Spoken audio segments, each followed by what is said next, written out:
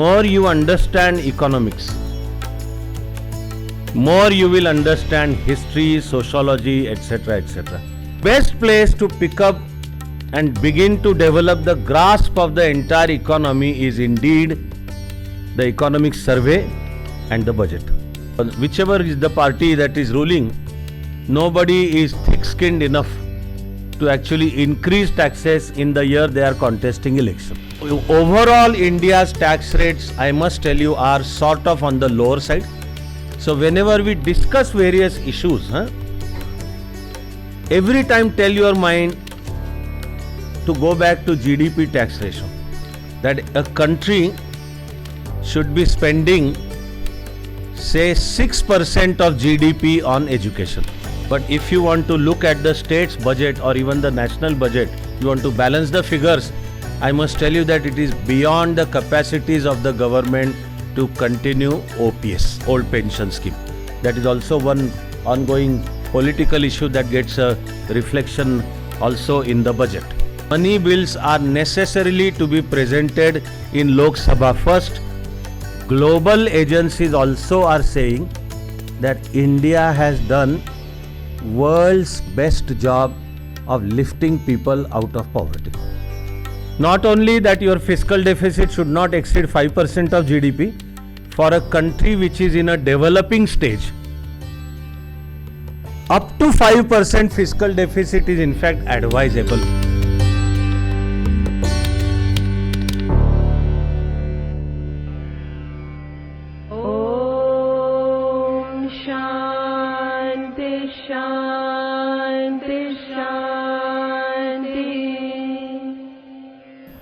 This is a special session on the budget and the economy. That is the carefully chosen title for the session. The budget and the economy. I have often sensed that economics is to social sciences what mathematics is to sciences. This I say in two senses of the term. One is, as maths is the basis of all sciences, you want to understand even physics, chemistry, biology, or all kinds of modern sciences, the sunrise science and technologies that are developing, you will always find that maths is the basis of it. More you understand maths, in fact, more you will understand physics, chemistry, biology. So maths is to science. In the similar sense, economics is to social sciences, including history, political science, sociology, so on and so forth. That more you understand economics, more you will understand history, sociology, etc., etc. You don't have to be Marxist to say this sentence, that economics is a very fundamental entity, and deeper, closer, careful understanding of economics will automatically help you understand rest of social sciences. So when I say the sentence, economics is to social sciences what maths is to sciences, this is one sense. But there is one more sense. Economics is to social sciences what maths is to sciences is also true in the sense of fear factor. Fear. Many, if not most of us, usually fear mathematics. Whenever, if I'm conducting sort of, say, even my session or even a public meeting, and some reference to mathematics comes up, suddenly the atmosphere in the hall becomes very serious. Now some danger is coming my way. I didn't come here to listen to maths. So many, if not most of the people, are sort of scared of maths, which is not true really. Maths is great fun. Maths also helps us, teaches us to think. Maths is everything, mind you. Maths is chess, any game, any sport, and it is maths. Music is maths. So like everything, then there again, you don't have to be Pythagoras to say this sentence. This is Pythagoras, who said the movement of the planets in the sky is all mathematics. Everything is mathematics. So maths is enjoyable, but maybe for whatever our reasons we are sort of scared of it. I think the most important reason is the kind of teacher you may have got, especially during school. That influences us. If that teacher was Markuta master, then you would like to stay away not only from the teacher, but the very fact that he or she is that kind of a person, you would like to stay away from even that subject. So let me tell you, even economics is eminently enjoyable. What goes without saying is, maths is all at the root of even economics. But more you understand economics, you will automatically begin to see how you understand almost everything, including geopolitics, international politics, and social relations, and everything like. There is Russia-Ukraine war, and it's not just about war, or also about Russia wanting to maintain its sphere of influence. It is also about trade. So it is about economy. And Russia-Ukraine war influences the whole world, not only in geopolitical, military, or international relations sense, etc. At the root, it influences the whole world, like in terms of supply chain breakup. So actually, deeper you think of any issue, you will somewhere go to the, at its root or foundation will be some economic reason. I must, what goes without saying is, I enjoy economics. I hope so do you. Now the best place to pick up and begin to develop the grasp of the entire economy is indeed the economic survey and the budget. You want to understand the entire economy of India at one go, bird's eye view. The word in even economics will be macro view, a comprehensive view. You want to understand all defining issues of Indian economy. Two documents to be carefully studied and understood are economic survey and the budget. Economic survey is prepared under guidance and direction by the chief economic advisor. And the input for economic survey comes from Reserve Bank on one side and the Finance Ministry under Government of India on the other hand. Actually, what goes without saying again is similar is the process for even the states. And somewhere, someday we may also have to study the similar economics survey for say Maharashtra and each state in the country, and also the budget for that particular state. Today we are going to focus only on India. Now, economic survey is a report card of the economy. So how did Indian economy perform, say, in the year 23-24? It is supposed to be an independent document prepared by independent agency, and by independent I mean the economic planning and implementation is done by Ministry of Finance under Government of India. So the report on how that planning was done, and how was it implemented is not prepared by the Ministry of Finance itself. It is prepared by an independent agency in form of the Chief Economic Advisor. And there too, Chief Economic Advisor would seek inputs from, yes, on one side Ministry of Finance, yes, all kinds of data, but also the Reserve Bank. The whole idea is this beautiful principle of checks and balances.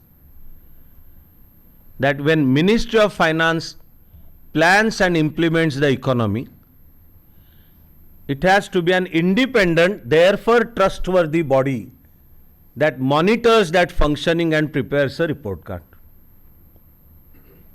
If the Ministry of Finance itself plans and implements the economy and also prepares its own report about how it performed, okay, there is a natural conflict of interest. And for no fault of anybody, but there might be a natural tendency to sort of show success. So also maybe manipulate figures, maybe bloat them, etc., to present a false picture. But whether that may be done or not,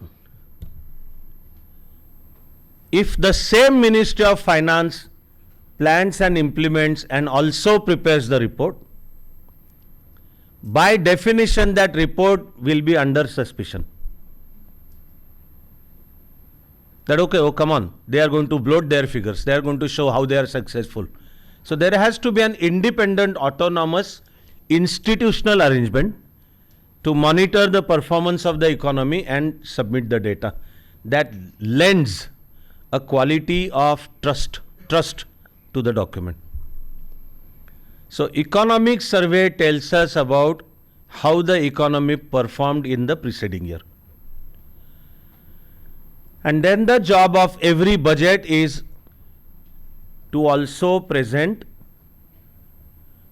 revised estimates for the previous year and then budget for the coming year. So when India's finance minister presents budget at 11 a.m. on 1st of February, he or she, now it is she will be presenting also the report card of the economy,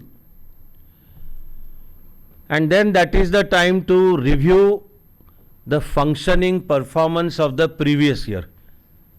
So there was a budget she presented on 1st of February 2023. Out of that financial year, data for 9 months is ready. That means 3 quarters.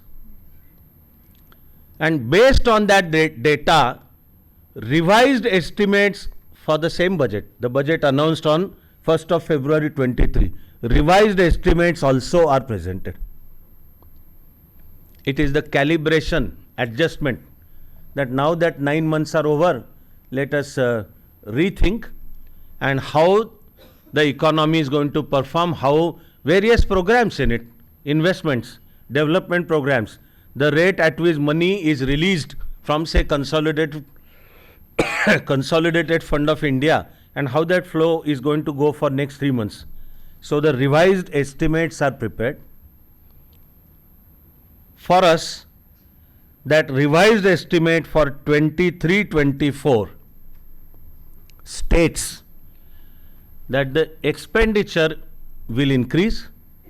So now the adjusted figure is 44.9 lakh crores is the revised estimate of expenditure for the year 23-24.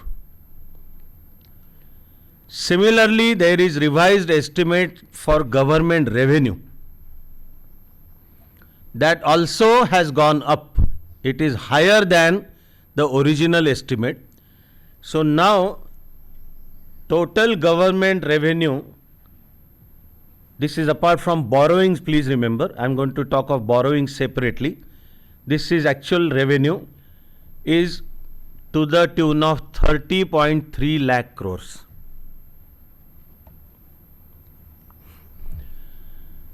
Out of these 30.3 lakh crores, the tax revenue is 27.56 lakh crores. Tax revenue figures also have overshot the targets, and both it is indirect taxes and direct taxes. There also, broadly speaking, you will see that about 18% of the total government revenue now comes from GST, closely followed by corporate taxes, which are approximately to the tune of 14%, and then close on the heels of corporate taxes are income tax, with around approximately 11%, and then rest of the sources of revenue. Kind of a redeeming figure for economy is that the tax collection is increasing, while actually tax rates have been lowered. I am expecting you to have already noticed that this year, so in the budget for 24-25, there is no change in the tax structure. It remains as it is. You are free to interpret it whichever way you want. You can on one side say that there is no additional tax burden, obviously because it is election year. Whichever is the party in rule, it has to take into consideration the political effects and how voter behavior will be affected. So whichever is the party that is ruling, nobody is thick-skinned enough to actually increase taxes in the year they are contesting election. So yes, election is a reality in our democratic life. So one way of looking at it is, okay, no increased tax burden because elections are coming. But in pre-budget days, there was a discussion on increasing especially income tax slabs. It is essentially the middle class which predominantly pays income tax. And that too, within middle class, it is the salaried people who hardly have different escape routes from within Income Tax Act. So because they are salaried people, their income is very crystal clear, it's transparent, so what part of their income goes into taxes. And also because they are salaried people, there is an automatic cap, upper limit, a ceiling sort of on their income. So the concern comes from middle class in general, but the salaried one in particular. And that is for sure. Even this year the expectations were that for last couple of years there has been no change in income tax slabs. So this year we expect like no tax figure, which is at present 7 lakh rupees a year. If your individual income is up to 7 lakh rupees, you can manage your taxes in such a way that net tax you have to pay is 0. So this year it was expected that 7 lakh may be taken over to 10 lakh. That has not happened. So it is status quo, jaise the. But overall India's tax rates, I must tell you, are sort of on the lower side. If you take into consideration this concept, this term called GDP tax ratio. So GDP tax ratio means what percentage of GDP is recovered by government in various tax forms. As of now, including what the states recover in form of taxes, India's figure is between 18 to 20%. The GDP tax ratio, which if you compare with developed countries, this is on a very lower side. In developed countries, Europe, UK, Australia, America, it is as high as between 35 to 45%, mind you. Between 35 to 45% of GDP is recovered by a government. So whenever we discuss various issues, every time tell your mind to go back to GDP tax ratio. Like what is India's expenditure on health?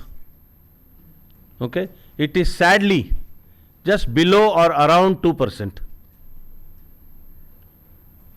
which is low, agreed. What percentage of GDP do we spend on education? There is an international sort of norm, it's called a thumb rule, that a country should be spending, say, 6% of GDP on education. There is nothing more important than human resource development, and better developed human resources will further accelerate the economy and therefore also the personal income. So we do need to spend 6%. Independent India has been saying this right from like 50s, the first 5-year plan. And the goal that used to be set is we will, as early as possible, we'll go to 6%. That is what the new education policy of 1985 had said. That is what government under Narsingh Rao, after it followed the path of LPG, and Dr. Manmohan Singh was the finance minister, used to say in his annual budget statements, 6%. That is what even the new education policy of 2020 says, that as early as possible we should reach 6% of GDP on education. While it is absolutely required, the fact still remains that we are just crossing 4%. Just crossing now. The latest figures will indicate that India is just crossing about 4%. So these figures are low. If I may compare, just pick up one data to compare. India spends about 2% on public health. No wonder a very sad, painful feature of our public health infrastructure is it is poorly equipped. It is again meant for poorest of the poor people, but they are not served well. So India spends just about 2% of GDP on public health. Similar figure for United States is 17%, 17. And apart from just the percentage, if you remind yourself that actually US GDP is 10 times India's GDP, more than 10 times. So when we say that India spends 2% of GDP, it is our GDP. And 17% of US GDP, the GDP itself is India's 10 times. So just compare the figure and you will begin to see the need for greater expenditure on, say, health, education. These are the most important social indicators, of course, and they are important for mid-term and long-term health and growth of the whole economy and the people. So yes, we need to do this, but in order to do this, our tax GDP ratio will have to go up. If this is to be done, either we promote health and education in, say, private sector or private undertaking, including massive investment coming in, or the tax GDP ratio will have to be increased. So this is the exercise that the budget does. I am expecting you to notice that in fact, in terms of net money, last couple of years we have been reducing expenditure on defense, mind you.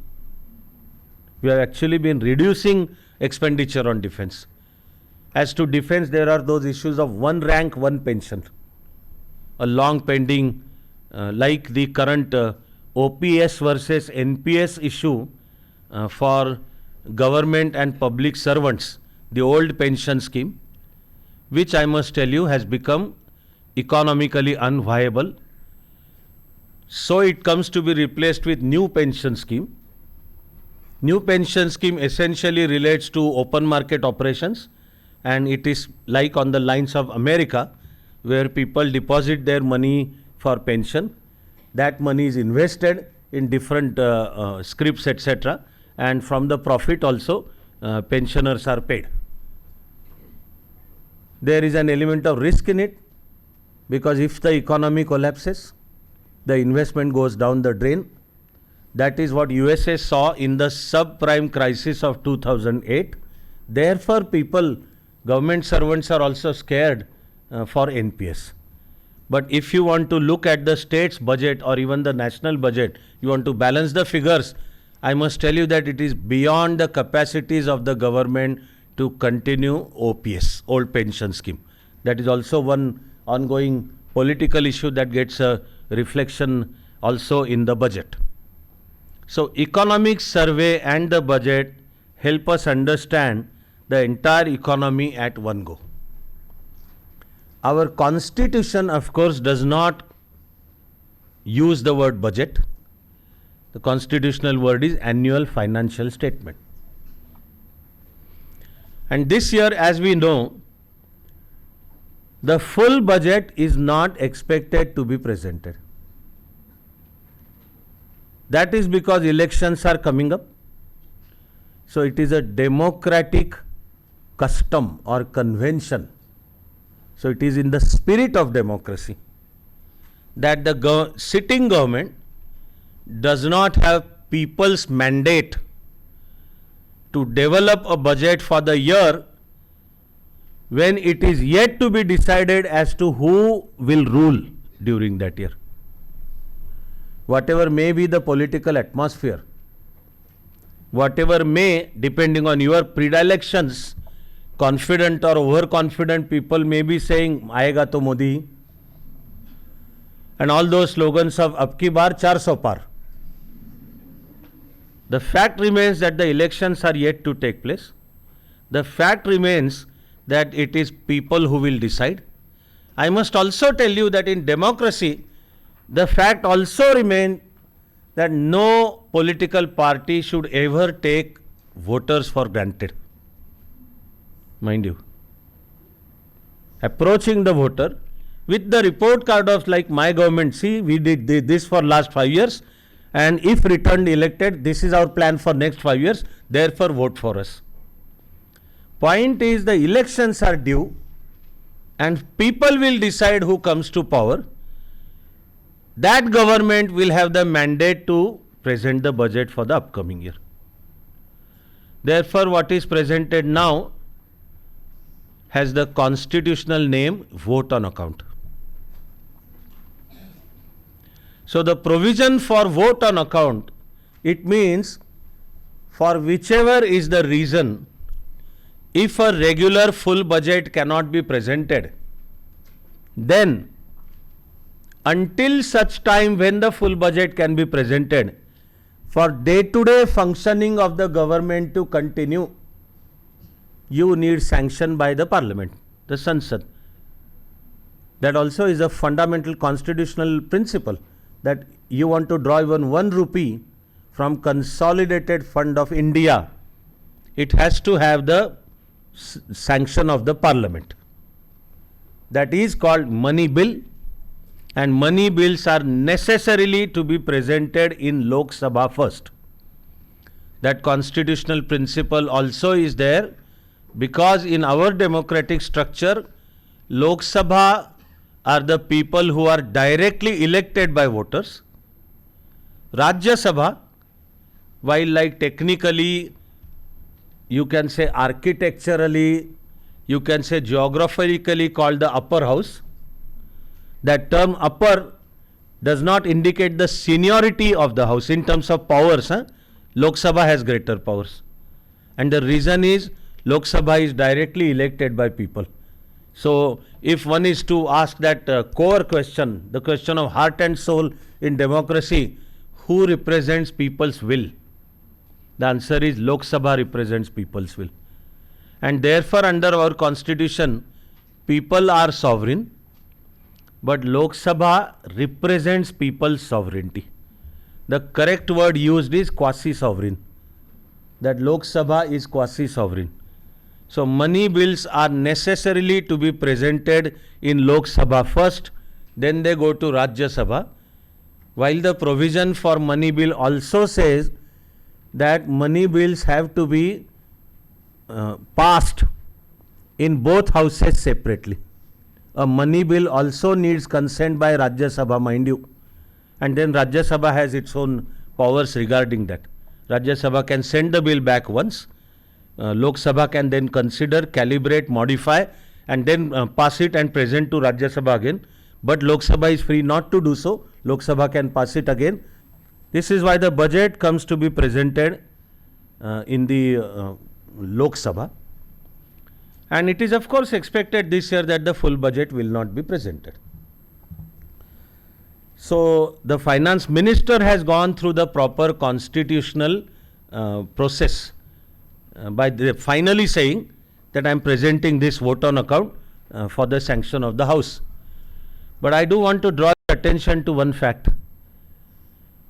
I would advise you to listen to the original speech and take down your notes and come up with your questions with me or any other faculty. Fact of the matter is, she has practically presented the full budget and then said that until elections happen and government comes to power, this part is vote on account and now that is to be sanctioned. What do I mean by when I say give my comment on the budget that she has practically presented the budget? She has given the total figures for the whole year. So budget estimate for 24-25 is 47.56 lakh crores. This is expenditure. The planned expenditure for the year 24-25. So she is talking of the full year. Unless all figures are factored in, how can you arrive at this figure of 47.66 lakh crores? And then budget estimate for receipts, revenue, government revenue. They are 30.80 lakh crores, out of which the tax revenue is supposed to be 26.02 lakh crores. By the way, also please note the revised estimate of expenditure for 23-24. So revised expenditure for 23-24 also has been slightly increased to 44.9 lakh crores. This is almost 4 lakh crores more from the original BE, as it is called, budget estimate, and now it is revised estimate. So budget estimates for the year 24-25 have been presented. And then for the rest of the part, you will see that this budget and budget speech is less about figures and more about policy decisions. You will see that this budget talks more about what Modi Sarkar has done during last 10 years and what Modi Sarkar would like to do during, say, next year or next 5 years, or based on the vision and the terminology given by Prime Minister for that vision, the Amrita Kal. So India as of 2047, 100 years of independence, and the vision is that of developed India. The vision is that of world's third largest economy by like 2027, between 2027 to 29. So she lays down the policy framework, and if I may again use the word roadmap, how this government intends to head in that direction. I do want to draw your attention to 1st of February 2019 also, because even that budget was on the eve of the upcoming elections. But the difference between what was presented on 1st of February 2019 and now what has been presented on 1st of February 2024, okay, there is one important difference. The one presented on 1st of February 2019 was, for all purposes, it was a full budget. No mincing of the words. It was a full budget. This one is not like that. I have picked up one example to share with you to make this point. This one is more about vote and account, less about all detailed facts and figures, while some policy facts and figures have been stated, but it is also about vote on account for the period until elections take place and new government comes to power. Then the full expected budget will be presented. But what FM, Finance Minister, had done on 1st of February 2019 is full budget, okay, including some very important policy measures. They were not announced only as policy measures, but the budgetary provisions for those policies also were there.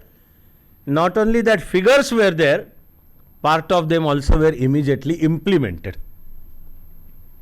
So the example I am picking up is where government decided to put 6,000 rupees a year directly into the account of small and marginal farmers. That scheme was announced in the budget statement of 1st of February 2019.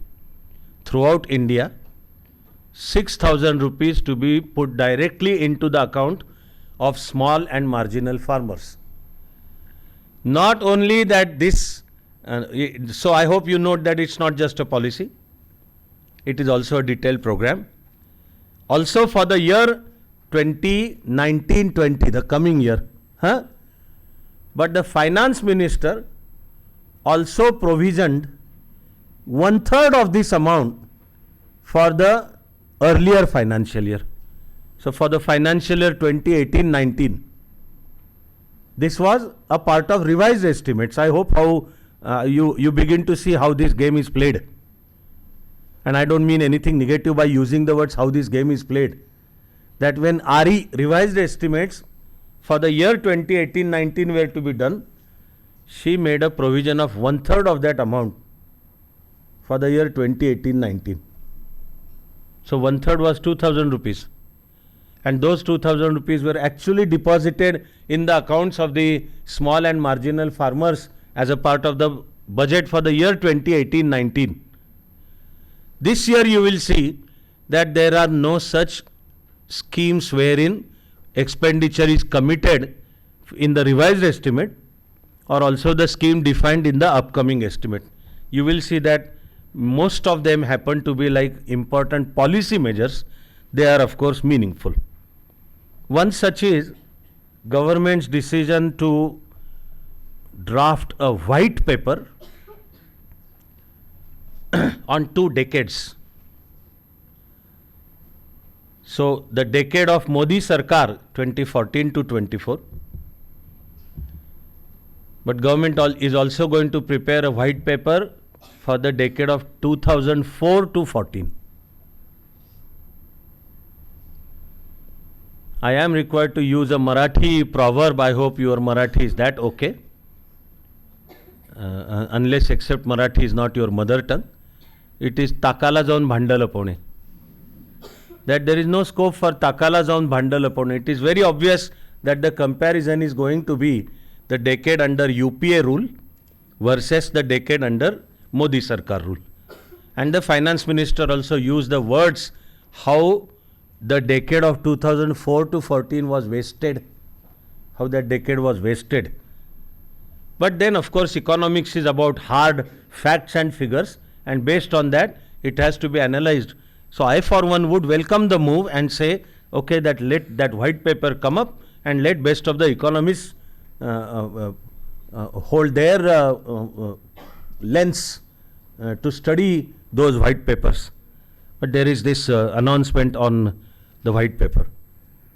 I'm also expecting you to have noted that actually she also submitted the report card of her government with like many facts and figures in terms of monetary arrangements. It's like 25,000 crores, 75,000 crores, etc., etc. Or like under Ujjwala scheme, household gas connections were given to over like 3.5 crores. Under Prime Minister Awas Yojana, houses were constructed for over 3 crores and another plan for 3.5 crores in the coming year. She continued to submit that data. From among all that data, I am picking up one very important figure for discussing the budget, and that is number of people lifted above poverty line. That is 25 crore during last decade. That is as per her submission. I am very clear that any independent minded economist or student may check the figures, no problem with it. But this figure of 25 crores is not only submitted by the finance minister of Modi Sarkar. Independent global agencies also are saying that India has done world's best job of lifting people out of poverty. These are independent agencies like, say, IMF or Asia Development Bank. Until very recently, that was the record for China. China was known for lifting millions of people above poverty line. But now India has done so. That we need to understand is in spite of Corona, that the economy suffered during Corona. In fact, this is a gross understatement, saying that economy suffered. Economy came to a grinding halt during Corona period. Worst sufferers are poor people. Probably during that time, another millions of people who had originally risen above poverty line lapsed back into poverty line. But when we take this record into consideration, we understand the broad trend of how Indian economy is doing. Similarly, independent global agencies have also stated that as of today, Indian economy is the engine of growth for global economy. So the year 23, the calendar year of 23, there were indications of recession in the economy. Overall, at the start of the year 2023, the economists had predicted that the world is going to suffer from recession. Now that the year 23 has ended, there is a sigh of relief that the world did not suffer as was expected or anticipated by the economists, but economy did slow down. The one that slowed down most is China. China is suffering. Many corporate undertakings in China are shutting down. Businesses are shifting out of China, and India stands to benefit from that. Although Bangladesh and Vietnam also are doing a good job, in fact, it gives me no pleasure to say, but facts are facts, that in terms of diverting investment from China, in fact, Vietnam and Bangladesh are doing a better job. So India needs to get its act together to ensure that if China was the workshop of the world, okay, broadly for 30 years, and then if India has the potential to emerge as workshop of the world, another good word is the manufacturing hub. Therefore, that Making in India scheme, and therefore attracting FDI, which is also a good figure for India. Notwithstanding all of this, independent global agencies have stated that India has developed into engine of growth. So while rest of the world did suffer from recessionary tendencies, if not fully blown recession per se, Germany is suffering from recession. There is a serious slowdown in Chinese economy. American economy barely grows by just about 1%. That is 1% of their, that is about $34 trillion. So 1% of $34 trillion. Okay. But on that background, Indian economy has done well. The global economists have calculated a figure we would do well to understand, that is called the value addition. So if you take global value addition into consideration, okay, India's contribution to global value addition for the year 23, India alone contributed 16%, 16. India alone contributed 16% to global value addition for the year 2023.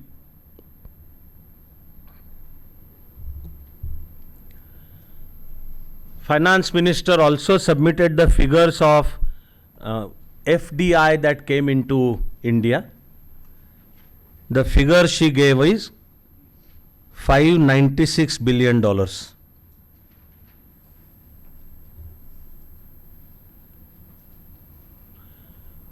FDI that came into India between 2014 to 24 is $596 billion, and she did not miss the opportunity to therefore rub it in by saying that this is twice the FDI that came in during 2004 to 14.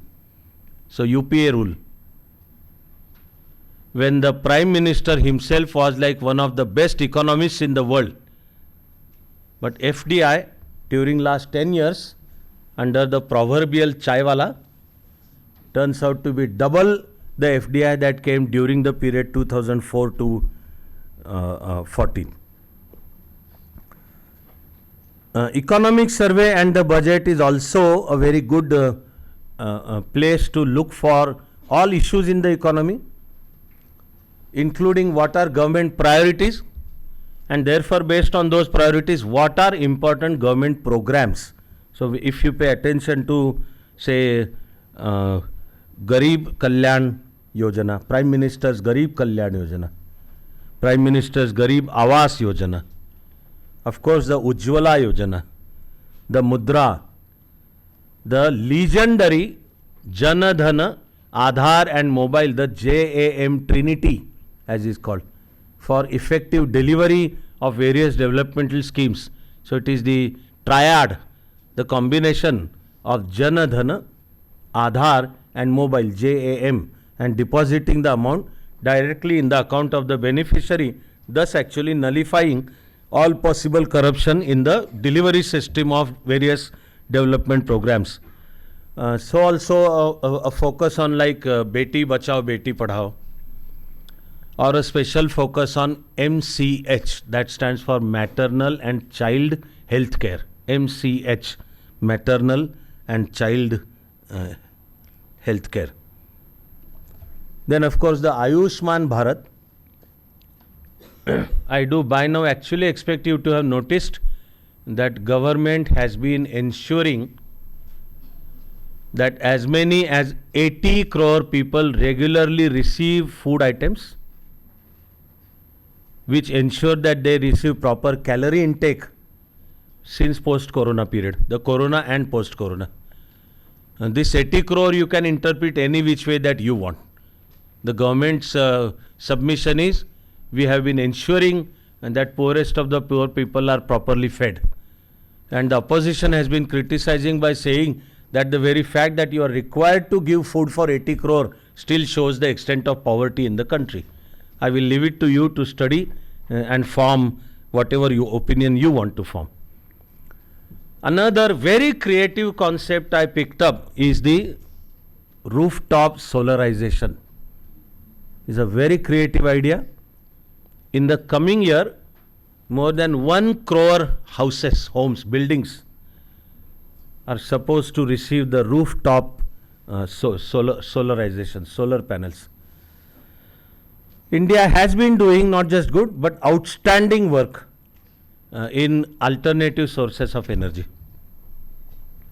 So in the Paris Agreement of 2015, we had promised the world that by 2030, 40% of our energy needs will be fulfilled from alternative sources of energy, that is renewable sources of energy, that is the ones that cause zero pollution. Okay, this was India's promise for the year 2030. I hope even you will be happy to know that we have already fulfilled it. This is by 2022. We have already achieved the figure of 40% installed capacity for zero pollution sources of energy, and India's national confidence has now increased to commit to the world that we on our own we revise our estimates for 2030. Now in 2030, 50% of our energy needs will be fulfilled by alternative sources of energy. If you take a look at actually the figures, you will understand what a great achievement it is for India.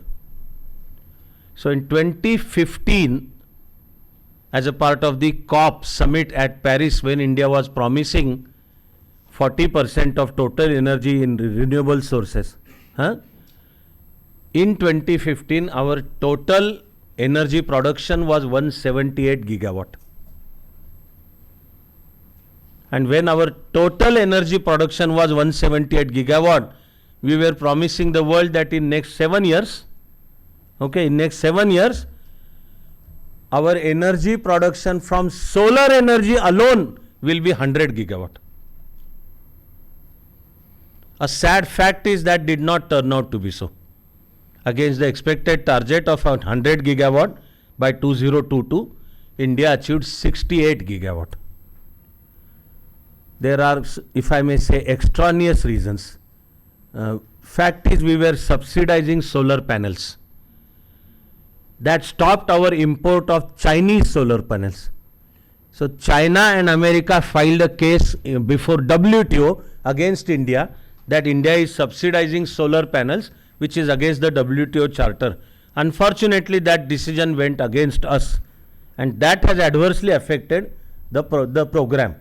But even then, we achieved 68 gigawatt by 2022, and while we may not have fulfilled the target of 100 gigawatt in solar energy, okay, we did fulfill well before the time the target for 40% of renewable energy. And that too, please remember, if by 2015 our total energy production was 178 gigawatt, okay, by 2022 it was 400 gigawatt in 7 years. In 7 years, mind you, from 178 to 400. And out of that 400, 150 gigawatt was the installed capacity for renewable sources of energy.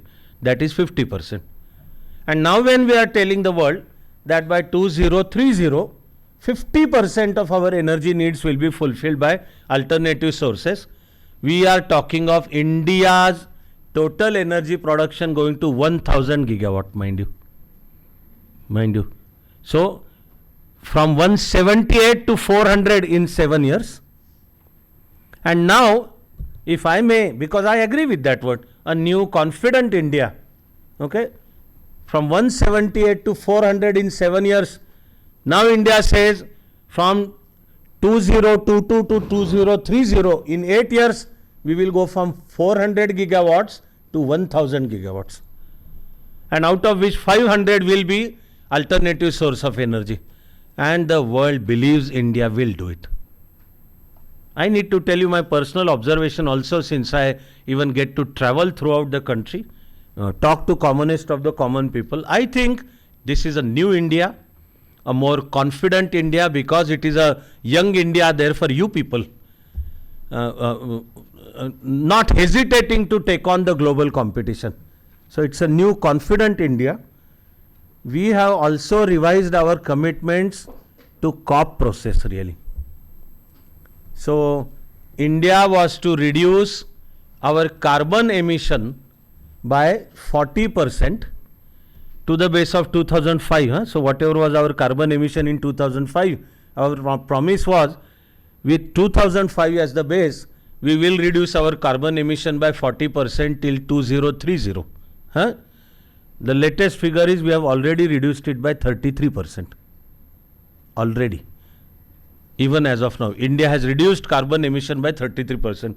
If you understand what I understand, which means it's my responsibility, if I am able to help you see how miraculous it is, how miraculous, come on, that GDP growth rate is increasing. GDP is increasing. GDP growth rate is increasing. Okay. Even under the latest facts and figures, our GDP growth rate for 23-24 is to be 7.2%. That makes India world's fastest growing major economy. There may be some smaller economies which may increase by more than 7%, etc. But the economy of India's size, 5th largest as of now, and supposed to be 3rd largest in another like 3 years. And our stock market has already become world's 4th largest and is set to on the path of becoming 3rd largest. This is all at ERM figures, exchange rate mechanism. So dollar rupee, you start taking PPP into consideration, purchasing power parity, we are already number 3, the size of Indian economy. So do you, and I hope you understand, I hope I am doing enough to help you understand that while we are maintaining a healthy GDP growth rate, we are actually reducing pollution. I hope you understand. Because actually increased GDP means increased pollution. But the miracle that India seems to be pulling off is we are actually increasing GDP, but our carbon emissions are actually going down. We have promised to the world that we will achieve net zero by 2072. While it may look very far off in the future, but India also has promised the global community that under any circumstances, India's per capita carbon emission will not exceed the average permissible limit, that is 4.1 tons per person per year. Is considered the acceptable limit of carbon emission. If people want to have a decent standard of living, then 4.1 tons per person per year is the acceptable limit. India's promise to the world community is, in any case, we will never exceed this. Our per person per year carbon emission now is just about 2 tons per person per year. So I find it almost miraculous. We have a lots of challenges to overcome. Of course, there is a lot of unemployment and poverty to be overcome, and position of women, weaker sections of society yet to be improved. Yes, of course, we need to be aware of all these challenges, but the way we are pursuing our goals should at least give us the confidence that we can achieve this. It is in that light that the target of 1 crore rooftop solarizations assumes importance in this year's budget. Similarly, FM announced 75,000 crores as a special fund for extending long term, that is 50 years, interest free loans for youth. Now, in light of the challenge, 75,000 is peanuts.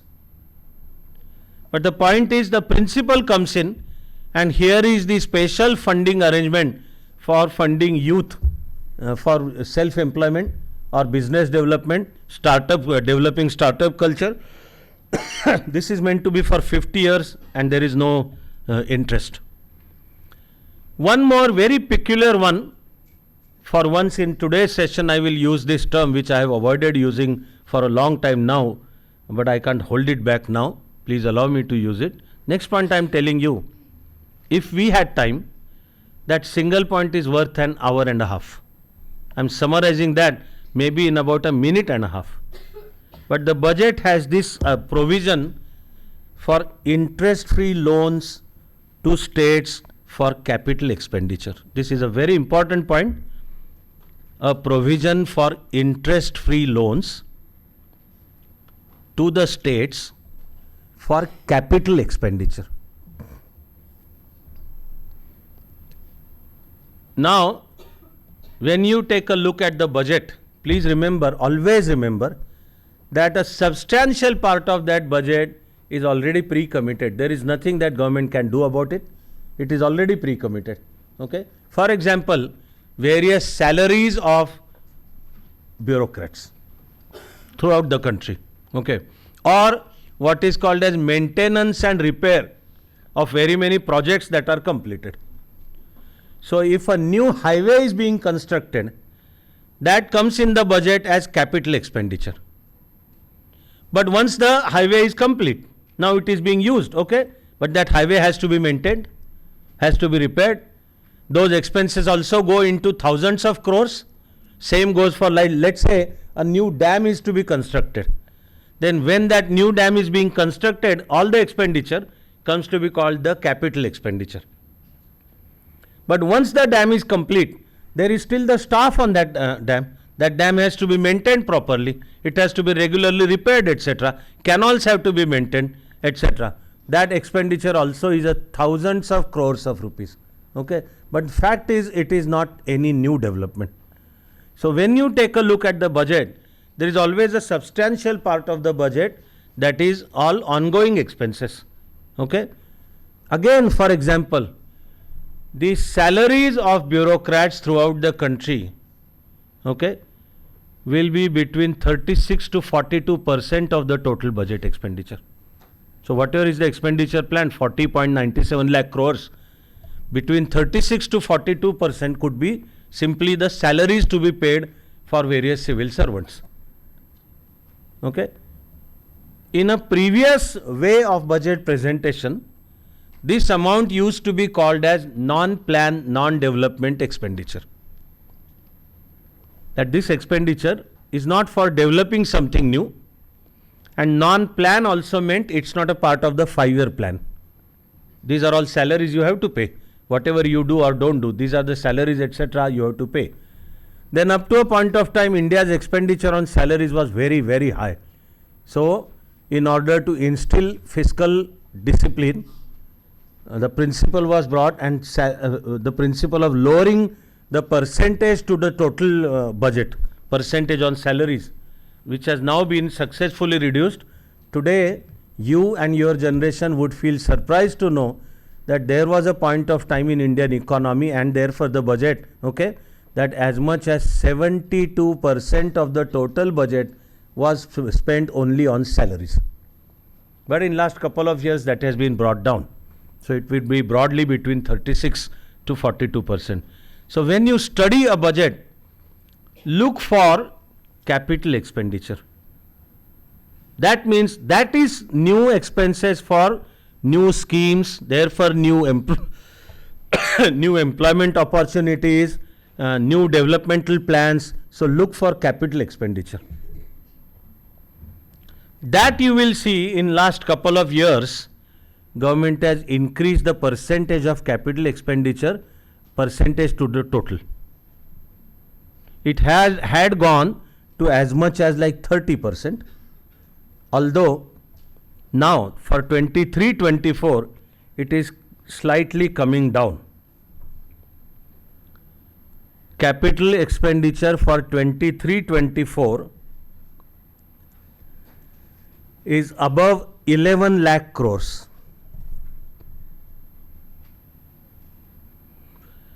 Did I just say 23-24?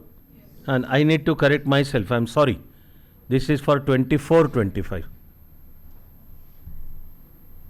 So out of 47 lakh crores, the capital expenditure is just above 11 lakh crores, and it comes to about 16% of the total budget.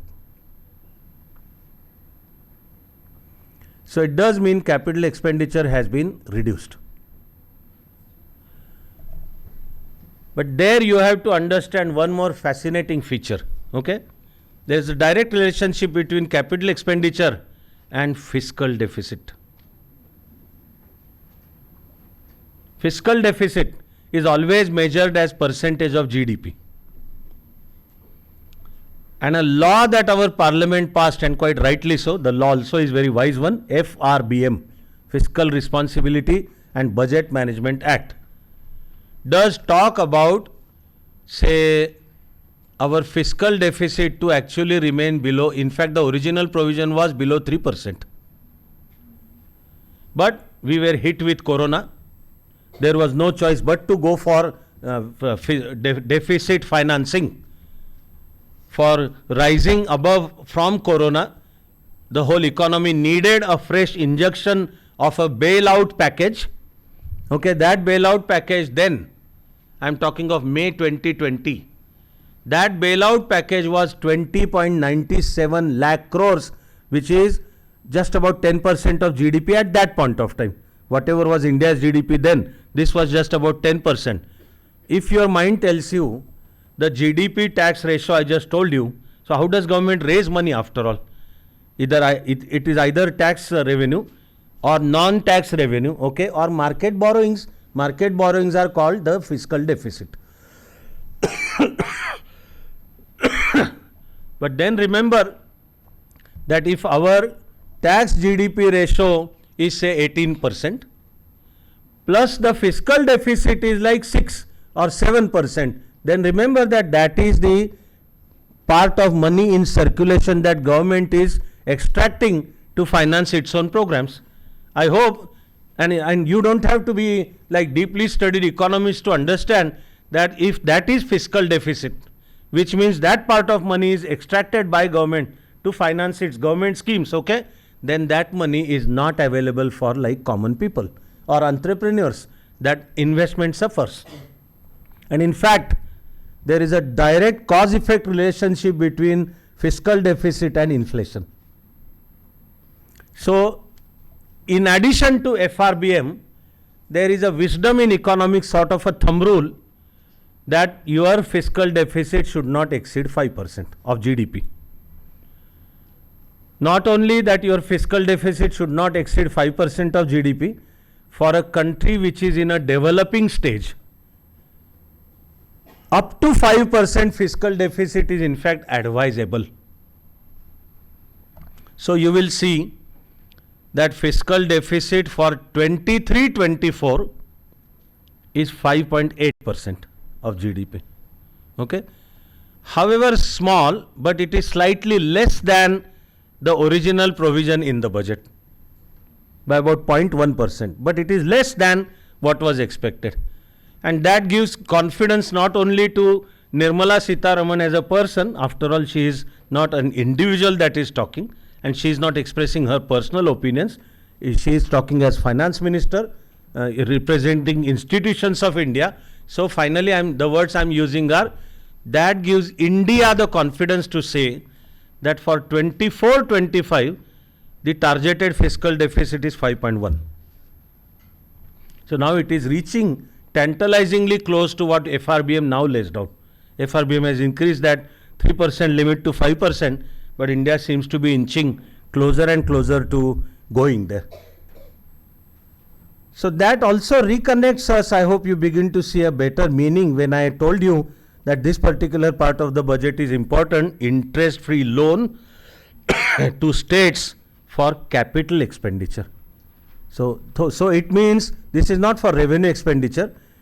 If the money is for capital expenditure, it means in the short term there is a possibility of inflation, but because that expenditure is on capital, it is on new schemes, okay, that is going to accelerate economic development, that is going to create jobs, and therefore in the mid and long term it is going to take care of possible inflationary pressures. So the special interest-free loan to states for capital expenditure is an important and a creative initiative. Reason I said that if we had time, I would have taken a full hour and a half. I am summarizing it. I hope you understand. In fact, as usual, more than understanding, I hope you enjoy, but I hope you get the point. By about 1999, there was a time when overdrafts by the states had already become dangerous. So each state has its own state planning. And if finally state realizes that, okay, the money is not enough, we need some more money. Where do you get it? That was called overdraft. So the states could draw more money than what was planned. Okay. Where from would they draw? The answer is Reserve Bank. So they would draw overdraft. Okay. That was treated as short-term loan to the states. So it's a short-term loan given by RBI to the states. Okay. And it was adjusted against central government's granting aid to the states. I really hope I'm being brief, therefore I have slowed down the pace of my speaking. I hope you pick up this point. I know I'm making an important point. For the sake of our understanding, let's say Maharashtra GDP is like 25 lakh crores. And then whatever budget etc. that goes on and on and on. So Maharashtra needs overdraft. Maharashtra state GDP being 25 lakh crores. Hey, the tab is saying I lost the connection, but I'm not going to stop. I'm sorry. Online people may suffer. जरा बघा ते काय झालंय ते मी विषय थांबवणार नाहीये. The states, like out of that 25,000 crore, say the Maharashtra budget is like 25 lakh crores. And Maharashtra, that money is not sufficient for Maharashtra. So Maharashtra draws, say, extra money. Okay. Maharashtra overdraft is 1,000 crores. Was. I'm just sharing an example. So if overdraft was 1000 crores, then for the next year, when the national budget would be prepared, that budget would have a provision for grant in aid. The term is, what is central government's grant in aid to the states? The amount of overdraft, including interest, used to be deducted from this grant in aid. So let's say Maharashtra overdraft is 1000 crores. Central government promised under the budget Maharashtra gets like 10,000 crores. So yes, budgetary provision would be 10,000 crores. But Maharashtra has overdraft of 1000 crores which will be deducted from that amount. So Maharashtra will only receive 9,000 crores. If you are with me, then you are going to be enlightened with the next point. Hold your breath. There came a time for almost all the states, okay, when overdraft began to exceed total grant in aid by Government of India. And this financial mismanagement was not only for UP and Bihar. I am sad to tell you that even Maharashtra was included there. So there was a serious problem about now what to do. Okay. It is then that Government of India took what I call as a visionary long-term decision. The decision was to convert that amount of overdraft into long-term soft loan, 30 years. And with only 6% interest rate. So convert that into long-term soft loan, which means if the amount was like Maharashtra grant in aid is 10,000 crore, but overdraft is 10,000 crore. So the entire grant in aid has to be deducted. Instead of that, 10,000 crores became a long-term loan for 30 years. So by law of averages, the annual one would be like 300 something crores. Plus interest. So from 10,000 crores as grant in aid, that amount would be deducted, rest of the one that state would get. But at the same time, now the facility of overdraft was cancelled, closed. No more overdraft. That does instill an element of financial discipline there. It's in a way on that background that now the budget makes a provision for interest-free loans to the states, but that is specifically for capital expenditure. This also I would interpret as a positive state. Now, as we head towards closing, I have carefully jotted down some data, some exact figures, but each one is meaningful. So in this last part, we are going to take a look at them and then continue our study to understand the deeper meanings. Our forex reserves are 620 billion, the latest figure. 620 billion. This is a healthy figure, mind you. When we say fundamentals of Indian economy are strong, these are the things we are saying. Then FDI that came into India between 2014 to 24 is $596 billion. Then the figure called current account deficit is also an indicator of the health of the economy. Current account deficit is net difference between dollars that come in and dollars that go out. For a developing economy like India, CAD up to 2.5% of GDP, mind you again, is acceptable and advisable. But our current account deficit as of now is just 1%. Another healthy figure. And if at all I am to mention a slightly worrisome figure, then that one worrisome figure is what is called as sovereign debt. So debt on India as a country. So I'm not talking of internal debts, private debts. We seek loan from bank. I'm not talking of that part. I'm saying India as an entity. Okay. The total sovereign debt has climbed up to 82% of our GDP. This is time to wake up on this front, on this count. This is time to wake up. It has already exceeded the limit laid down by FRBM. So it needs to be lowered. Out of these 82%, The one by Government of India is 58%. Rest is by the states. And still the facts are worrisome. So as usual, I hope you have enjoyed the session. I hope this adds to your further understanding and helps you now go deeper into the study of economics. I'm going to say, in addition to understanding the budget and the economy, if this session helps you begin to enjoy economics actually, then I'm going to say I will have served the purpose. But as always, all the best everybody. We are going to say our prarthana. जरी एक अश्रू पुसायास आला, तरी जन्म काहीच कामास आला.